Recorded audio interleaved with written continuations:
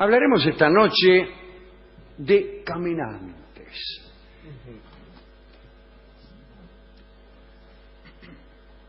Hay muchos caminantes famosos en la historia, ¿no? Y hay algunos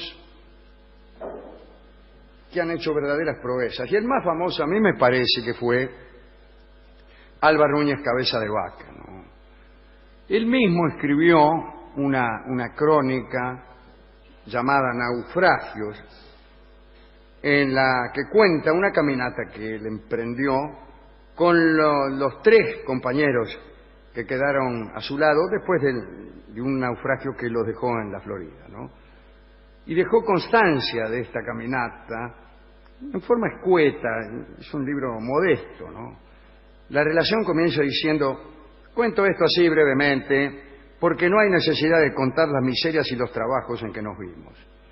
Y lo que contó fue de todas maneras terribles, porque Álvar Núñez caminó hacia el oeste desde Florida hasta California y atravesó los actuales estados de la Florida, Georgia, Alabama, Mississippi, Luisiana, Texas, Nuevo México y Arizona.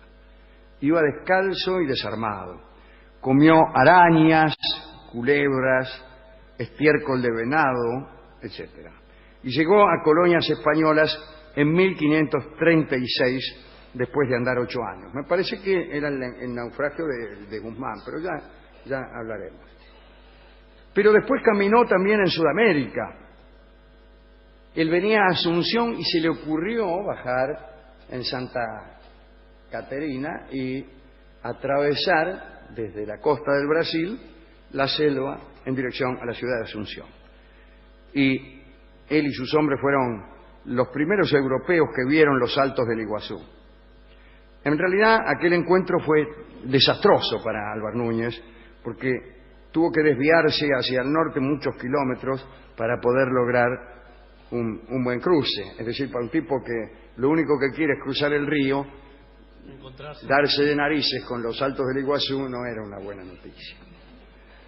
Dicen que hubo un caminante más osado que Álvar Núñez, que se llamaba Andrés Docampo, y no muchos se acuerdan de él.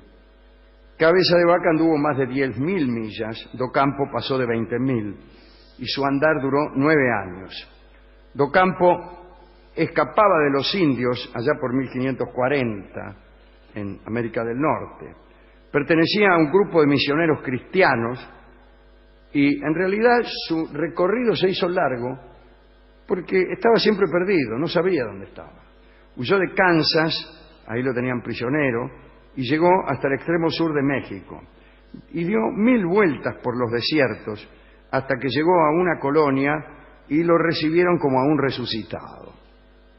Semejante trayecto no le sirvió de mucho porque tras algún tiempo de descanso, Andrés Docampo abandonó la ciudad de Tampico, a donde había llegado, y ¿qué le pasó?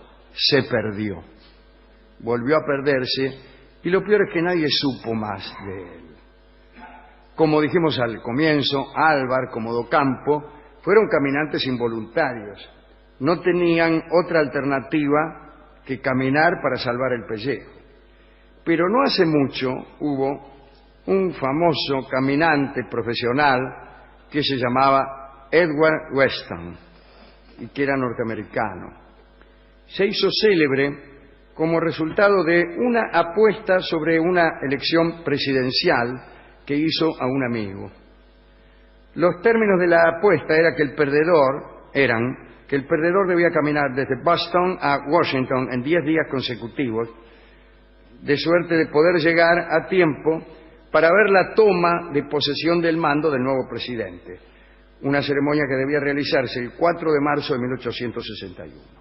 El recorrido son 770 kilómetros. Ahora bien, el tal Weston había apostado en contra de Abraham Lincoln y perdió, y comenzó su caminata el 22 de febrero. Un cortejo de curiosos acompañó al caminante.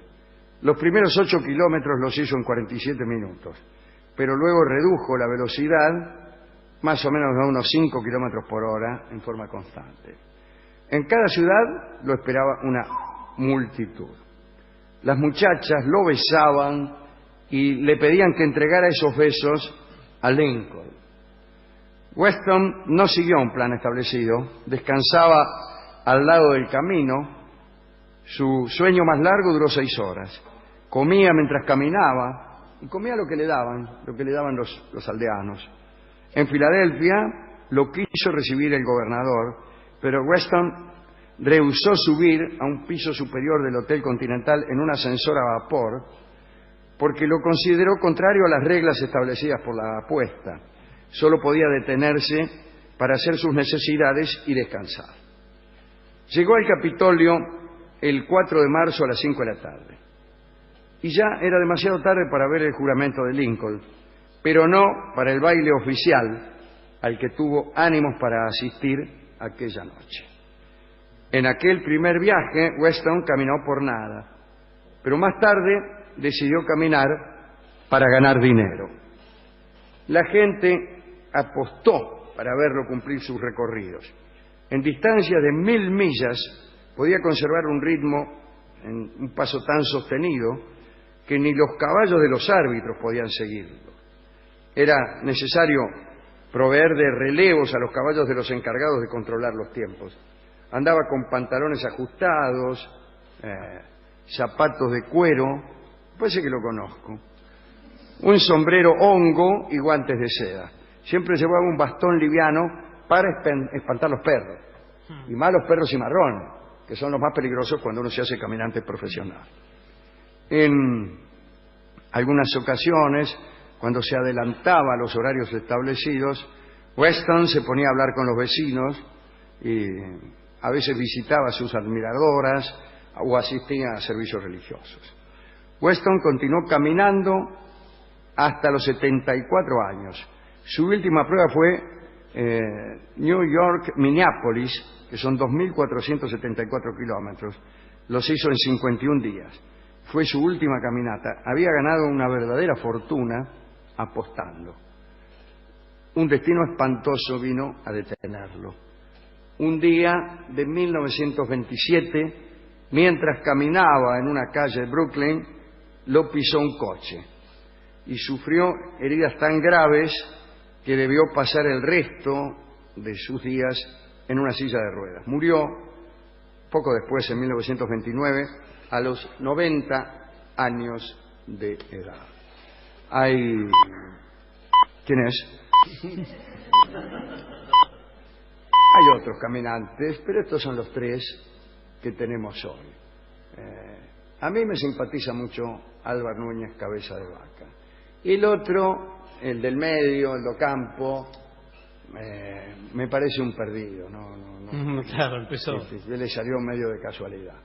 Y el otro, desde luego, un profesional. Una cosa es caminar al costado de una carretera de los Estados Unidos en el siglo XX o fines del XIX, y otra cosa es caminar en medio de la selva brasilera en 1550. Descalzo. Descalzo. Bueno, esa era una compadrada de Álvar Núñez, quizás. Era andar descalzo. Hemos ido a la discoteca. El discotecario me ha dicho que él era caminante aficionado, que solía ir mucho a Luján, cumpliendo promesas. Hay gente que consigue fortunas yendo a Luján. ¿Cómo? ¿De qué manera? Basta con hacer una promesa, y yo camino a Luján y pedirle a la divinidad o a quien fuere, o a un santo adecuado, una gracia, que puede ser, por ejemplo, dinero. ¿Pero dinero en abstracto o una cifra? No, dinero es abstracto. Sí, pero al mismo tiempo concreto. Pero no dinero con es una abstracción, quizá la más grande de las abstracciones que se han inventado. Pero sí, dinero. Por ejemplo, voy a ir a Luján, te prometo ir a Luján si consigo 50.000 pesos. ¿Así con cifra y todo? Sí, con cifra y todo. Yo por 20 pesos no me voy a ir a Luján. Bueno, pero señor, no sé, me parece que... Por 50.000 mangos me dedico a ir y volver de Luján día por medio. Pero es un acto de fe, no sé, ¿le es provista de...? La fe es una cosa que no tiene nada que ver en esto. Ay, Sí. Dios. Ay, Dios. Bueno, esto es lo que me dijo el discotecario, ¿no? Claro, sí. Que él caminaba, sí, que había ido muchas veces a Luján y que se había ganado 3 autos y 2 lanchas. Porque el sí, cura le había dicho que plata no, en efectivo no. pero igual son valores, son objetos de cambio que los puede hacer dinero. Claro, bueno, eso es lo que me decía él. ¿Y dónde se ganó 3 autos y 2 lanchas? Y bueno, me imagino que la divinidad, al ver la fe y el fervor de este hombre, le habría puesto en la puerta autos y lanchas. No es así, sino, usted no se ¿Quién levanta. ¿El cura de Luján? No se levanta un día y aparecen 2 lanchas en la puerta de su casa porque... Entonces, ¿para qué voy a Luján? No, porque es por otra Ni cosa. de gusto va a Luján. Usted puede ir, por ejemplo, al revés, prometiendo algún esfuerzo suyo, decir Ahora, que va a este ser... tipo hacía New York, Minneapolis, 2.474 kilómetros. Luján son 74 kilómetros. Sí. Faltan 2.400 todavía. Sí, bueno. Y recién la caminata de Weston llegaba a Luján y le faltaban todavía 2.400 kilómetros. Sí, bueno. Eso es caminar. Y sin embargo, ni una lancha se sacó. Pero él le apostaba, menos creyente que uno, apostaba, ¿a qué voy? Claro, y ganaba dinero. Ganaba dinero. Para comprar varias Además, lanchas. supongo que habría todo un circuito de apuestas. En fin. Y alguno que pasaba decía, si perdés, te doy el doble de lo que apostaste Sí, también. alguna iba menos por ahí. Claro, no importa, no me importa. En cada lugar. Y me ha dado un disco hermoso porque es Por el Camino Adelante. Ajá. Desde luego, una canción criolla compuesta pensando en Álvar Núñez Cabeza de Vaca. ¿Sí? ¿En una pronuncia? No, la letra lo disimula. Ah, Pero lo raro es que vamos a escuchar a Julio Sosa cantar una canción criolla como esta y con acompañamiento de guitarra.